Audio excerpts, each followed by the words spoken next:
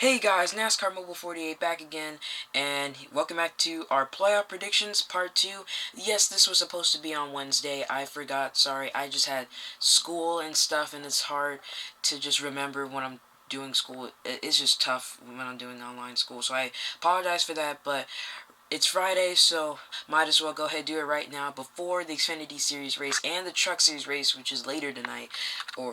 So let's go ahead and get this ready.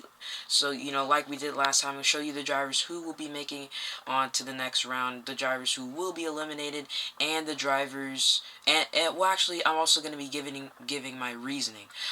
And also, I got two wrong so far. Like, I had 4 drivers out of the round of 16, like everybody, and I only got 2 of them right. Matt DiBenedetto and Cole Custer, I got 2 of them wrong. I thought Austin Dillon and Kurt Busch would be eliminated, but instead it was William Byron, tough break for him, and out of the blue, Ryan Blaney. So that was something. So yeah, let's go ahead and get this started. Here, let me show you the drivers who I believe will be not making it on to the round of 12 of the NASCAR playoffs. Here you go. And boom. Oh, there we go. So yes, these are the 4 drivers that I predict will be eliminated. Austin Dillon, Eric Almirola, Clint Bowyer, and Kurt Busch. Now, this was not a tough decision to make because really I had 6 drivers coming into this round that did not look good. It was either going to be Alex Bowman, Kyle Busch, or one of these 4, but I will give Kyle Busch, I'll give this 18 car right here, I'll give him a bit of a break, because, Las Vegas, he hasn't won there since, like 2008, and, not really good at restrictor plate races, and he's okay at the Charlotte Roval, but yeah, I don't even think he's gotten the top 10 there, and I said I thought Alex Bowman would be eliminated, but I think I'll cut him some slack because he ran good at Las Vegas earlier this year, and he's pretty good at the mile and a half, so I'll give him credit for that. Talladega, literally anything could happen there, so I don't know. If he has a bad race at Las Vegas, going into Talladega is not going to be looking good for him, especially if he gets in the big one. If the big one happens, he just has to go good on strategy, because last time he wrecked the field at Talladega, mostly because of Joey Logano's huge push that he gave to the 88. And he took out 2 of his Hendrick teammates, well, mostly one of them, Jimmy Johnson. And then he's going to the Charlotte Roval, where he finished 2nd last year, able to go on to the round of 12, but didn't get eliminated. So I will say Alex Bowman and Kyle Busch will make it on to the next round. It was a tough decision to make between those guys, with these guys, but these are my 4 drivers who I believe that will make it or just get eliminated. So let's go ahead and explain my reasoning of why they will be eliminated. Let's start with Austin Dillon. Starting off with Austin Dillon. Austin Dillon had a fantastic round of 16, finishing 2nd to Kevin Harvick at Darlington. Well, he would have finished 4th or 5th if it wasn't for Truex getting in the Chase Elliott at the end, and he actually ran pretty good. He had a top 10 running car, and then the next week at Richmond, he was just doing amazing. 5th place or 4th place, got another top 5 finish.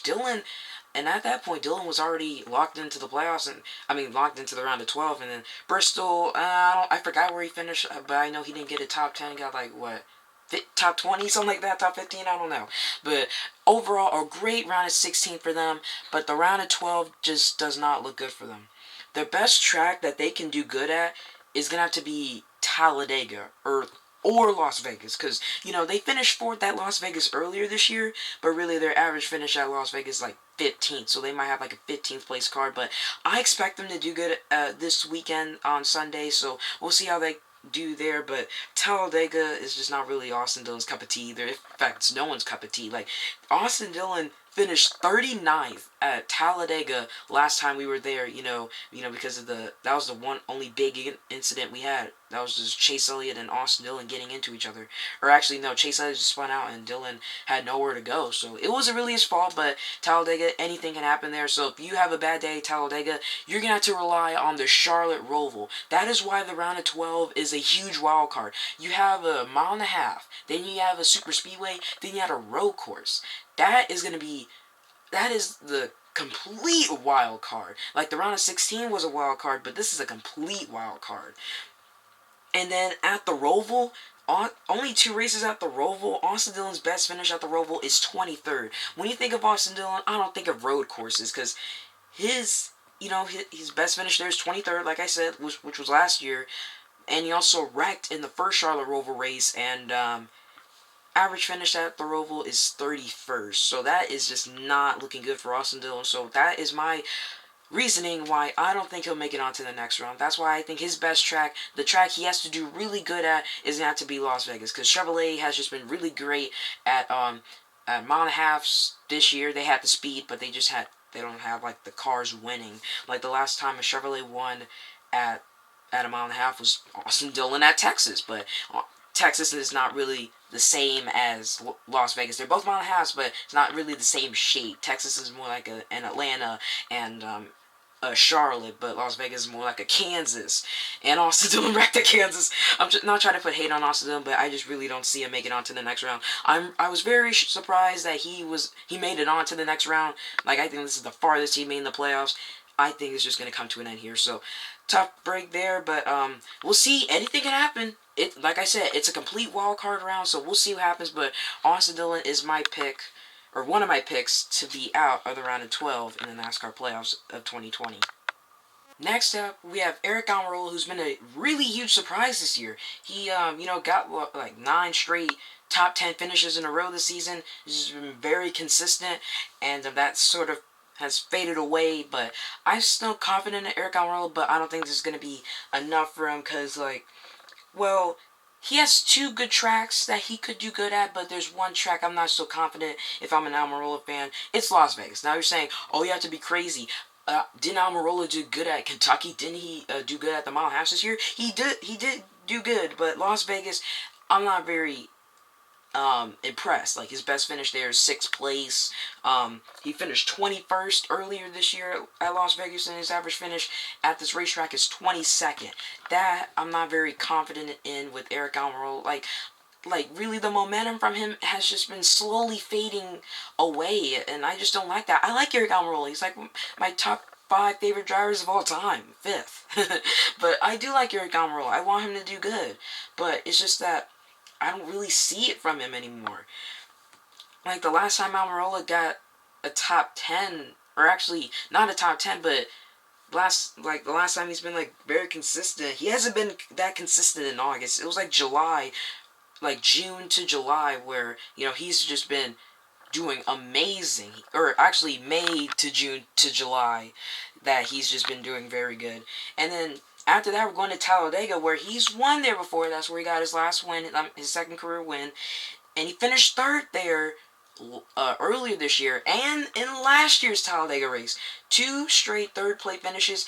And here's another thing. Aric Almirola has 8 straight top 10 finishes in a row at Talladega. The last 8 races, they've all been top 10 finishes, and one of them was a win. So, if I'm an Almirola fan, you're confident in the Talladega, but like I said, anything can happen at Talladega. You think, oh, Almirola's going to do really good. Out of the blue, he could just be taken out just like that in a heartbeat. So you just got to watch out for that. And and just like I'm saying again, it's a restrictor plate. You don't know what's going to happen. Literally anybody could win. And then we're going to the Charlotte Roval, where he'll do okay. Like, his best finish at the Roval's 14th, and average finish is 16th, 17th place. So he's not really a road course guy, but he'll get I expect him to get a top 20 there at the Roval. Not a top 10, because he's not really a road course guy, but really the best track Almirola could do good at is Talladega, and you just hate having to rely on Talladega, a track where anything can happen. So you just gotta watch out for that. But yeah, Almirola, it was tough. It was either him or Kyle Busch. It was either him or Kyle Busch, and that was just a very tough decision. Like, I was going to say Kyle Busch because we're going to tracks where Kyle Busch isn't good either, but Kyle Busch has been consistent the last couple races, and so I'm just going to give it to the 18 team, but I don't see Kyle Busch going to the Championship 4, so spoilers there for the next playoff prediction in a few weeks. But yeah, Aric Almirola is my guy. Well, I'll say Almirola is going to finish, 9th in the standings. It's going to be close, but we'll see. But I think he'll finish 9th in the standings, so I will believe Aric Almirola is my other driver who I believe will be eliminated after the round of 12.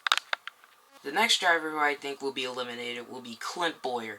And I think, I'm not sure if he'll keep the 14 next year. We'll see. But I think that his playoff hopes will end after these next 3 races because, well, we're going to Las Vegas, Sunday. Like I said, he finished 12th there earlier this year. His average finish is like 18th or something. So I think he'll do decent. I expect him to get a top 20 because he's in a good car, but I'm not sure if he'll have like the top 10 speed. So we'll see about that one. Now, Talladega is something if I'm a Clint Bowyer fan and you're going to Talladega and you don't do that good at Las Vegas, you have to be really concerned because the last 3 Talladega races, Clint Bowyer has finished outside the top 20, and that's not looking good. He finished 25th earlier this year at Talladega, and his average finish is 17th, and he is 17th because he has those 2 wins, like 2010, 2011, but still, I'd be very concerned if I'm Clint Bowyer. Like, you have to have a good race at Las Vegas, because if you don't have a good race at Las Vegas, you're going to go to Talladega where you could get in the big one, and it's just going to be very concerning, and you're going to have to rely on the Roval. But Bowyer is good at the Charlotte Roval. He's finished 3rd there in 2018, 4th last year. Gives him an average finish of a 3.5, or you just round that up to 4th place. And he finished 4th there last year. So, if he does have at least one bad race, okay, Bowyer, just have at least one bad race. I think the Roval could clean that up. It just depends on what happens in the playoffs. But if he does bad at Las Vegas and Talladega, and then does good at the Roval, I don't think that's going to be enough to save him. It may get him to like 9th or 10th in points, but I don't think it's going to save him. But we'll see what happens. But Clint Bowyer is another driver who I think will be out of the round of 12. But I like Clint Bowyer. It's just that I'm not sure because you got drivers who are way better than him right here. This is just going to be a complete wild card, guys. Like I said, a mile and a half, restrictor plate, road course. We'll see what happens. But Bowyer, like I said, is another driver who I think will be eliminated. Now, the final driver who I think will be eliminated is Kurt Busch. I'm very surprised he actually made it to the next round. Well, Bristol, it's his track, and he's just lucky that the other competitors did bad. But yes, moving on to Kurt Busch. If you're a Kurt Busch fan, you're not happy when you're going to go to Las Vegas, because Kurt Busch, by far, is just not gonna do good at Las Vegas, guys. He could surprise me, but I'm not gonna see it. I don't think I'll see it, but it could happen, but it's unlikely. Because Kurt Busch, he finished 25th at Las Vegas earlier this year, and his average finish at his home track is 23rd? That is just a huge bombshell on that number 1 team. That just does not look good for them. Like, I wouldn't be surprised if they finish outside the top 20 on Sunday. It might not happen, but that's what I feel like I'm gonna see. And the one track Kurt Busch could really rely on is Talladega. You hate having to rely on a restrictor plate to do good and hopefully make it on to the next round. Because Kurt Busch, he did finish 9th at Talladega earlier this year. His average finish at Talladega is 15th. He has no wins there. But still, it's a track where you don't want to have to rely on to go into the next round because anything can happen. You can have one of the best strategies, one of the fastest cars out there, and then on one lap, one little mistake by one driver puts you into the wall. That ends your day. That's Talladega for you. In fact, that's restrictor plate races for you. And then at the Roval, in the 2018 Bank of America 400, he finished 5th. In the Stewart-Haas car, but then now Chip Ganassi, last year, he finishes 20th. So his average finish like 12.5, 13th. So he'll do okay, but I'm just not looking for Kurt Busch because Las Vegas, that's gonna kill him. That's just not gonna do it for him. So that is the reason why Kurt Busch, I believe, is not gonna make it onto the next round. I thought he was not gonna make it onto the round of 12. from the round of 16. I didn't know he was going to advance, but he did. But I don't see it happening this time because even if he does make it onto the round of 8, you know he ain't making the championship 4. But literally, I've seen crazier things happen. I've seen the Cowboys make a huge comeback on the Falcons, 20-0. Don't hate me just because I'm a Cowboys fan. I don't hate other teams except if you're a Packers fan. Don't talk to me. But anyway, apart from that, still it's just not looking good for Kurt Busch and that number 1 team. Like I said, Las Vegas is just gonna kill them there. 23rd average finish. I just still can't believe that. And 25th finished there early this year. That just looks bad for Kurt Busch. So we'll see what happens. But Kurt Busch is another driver who I think will be eliminated after the round of 12. So yeah, that will do it for this episode of, playoff predictions part 2. So we have 2 more episodes left when, before the Kansas race, we'll have one of who I predict will make it to the championship 4. And we'll have one before the final race of the season saying who do I think will be the champion. So we'll see. We still have a lot of racing left. 7 races to go this Sunday. I'm excited. And then I'll have a video up probably on Sunday, maybe Monday, because that's going to be on Sunday night. I just wish it was going to be during the afternoon, like how it was back in 2018, so I can, film and, upload it, but because I have to use my computer for school, so that's going to suck. But I think I'll have it up on Monday. I don't think I'll have it up on Sunday because, I have to go to sleep and stuff. I got school. But, yeah. Anyway, that's going to wrap it up. So, I'm sorry this video was a couple days late, but hey, it's still here right before the Cup race. So, yeah, there it is. And then I'll have the review up. I said, on Monday, then have a couple more reviews. I did make, a couple review videos with Kyle Busch's car and Keselowski and Austin Dillon's car, saying, hey, where'd you get that PPG car? Watch the video, and I have a huge announcement to make. I am thinking, I don't know if it'll happen this year. I don't think it'll happen this year, but I wanted to tell you guys I'm going to be making a gaming, I'm not going to make a gaming channel. I'm going to add gaming to this channel. So, well, actually, I'm not really sure. Let me know if you guys want me to add gaming to this channel. Actually, I will add gaming to this channel because I would make a second channel, but I don't want to really do all that. I just want to, add something new because my NASCAR stores stuff, I'm not making those. I'm making NRR, I'm making playoff predictions, and I'm only making NASCAR reviews. I'm not making NASCAR stores because of COVID, and I just don't have time to do that. I had to wear my mask and you can't really hear me and stuff. I would do a voiceover, but really I don't have the time to do that during school, and it's just too much time to do, even during the weekends. Just for me, because I'm not really the best at editing. And also, not only that, I was gonna announce this when I was getting back from my spring break, but due to COVID, I didn't know what school was gonna be like, so I didn't know if it was the best time. So yeah, that was most likely out the window.